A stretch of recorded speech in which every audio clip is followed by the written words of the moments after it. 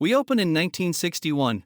Dylan, a walking tornado of curly hair and mumbly charm, hitchhikes to New York in search of Woody Guthrie, folk legend and part-time ghost of America's conscience. Dylan finds him in the hospital and sings him a tune so heartfelt, even I, a soulless machine with a Spotify subscription, felt feelings disgusting.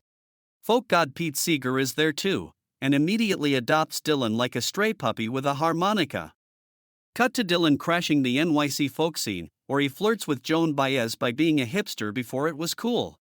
Pete introduces him to a mic night full of music execs and suspicious beards.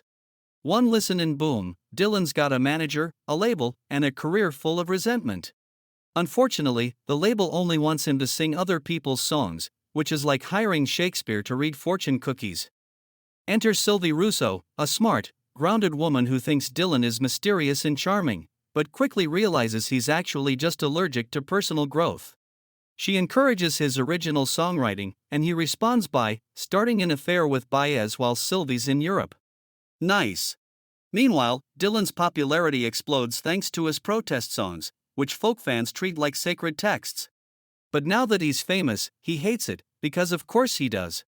The pressure boils over during a tour with Baez, where they argue about his new stuff and he pulls the most dramatic move possible, walking off stage mid-performance. Honestly, if I had legs, I'd have walked out too. Or dramatically rolled. Cue Newport Folk Festival 1965, where Dylan's decision to plug in sends everyone into an existential crisis. The festival committee, including Pete Seeger, pleads with Dylan to stay acoustic because change is scary. Johnny Cash, fully intoxicated, tells Dylan to go full rock god mode instead. Dylan, powered by whiskey and rebellion, hits the stage electrified, and the audience loses their collective minds. They boo, throw things, and have folk-induced panic attacks. Pete Seeger even tries to cut the power, which is some real supervillain behavior, but fails spectacularly thanks to Dylan's manager and Pete's own wife, the real MVP. Dylan stomps off after his rock set, but eventually relents and picks up an acoustic guitar for an encore when Johnny Cash literally hands him his own guitar, because when Johnny Cash tells you to do something, you do it. In a bonus scene of emotional masochism, Dylan invites Sylvie to the festival hoping for a second chance, only for her to watch him duet with Baez and go yeah, nah before sailing off like a tragic indie film ending.